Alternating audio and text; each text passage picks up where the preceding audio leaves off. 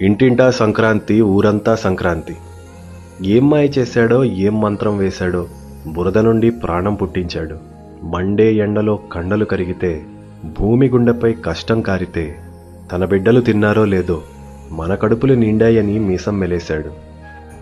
మనసులో పాతని మంటల్లో విసిరేసి, వెచ్చని వెలుగులో మంచి వెతుక్కో. నిన్నలో ఓడినా నిన్ను వదిలేసి, రేపులో గెలిచే దారి కనుక్కో. నీదొక రంగు, నాదొక రంగు, ఇద్దరిది అందమే. కలిసుంటే కొలువవుతుంది, బతకటం సులువవుతుంది.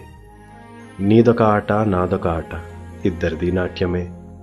ఆడించేవాణ్ణి తెలుసుకునే వరకు అందరం బొమ్మలమే.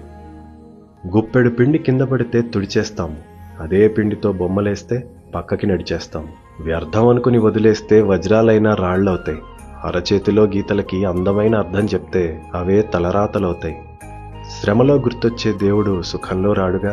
కష్టం నీదే కాని అదృష్టంగా ఒకడున్నాడుగా. ఆయన వాటా తీసుకెళ్లేందుకు వాకిట్లో ఒకడొచ్చాడు చూడు.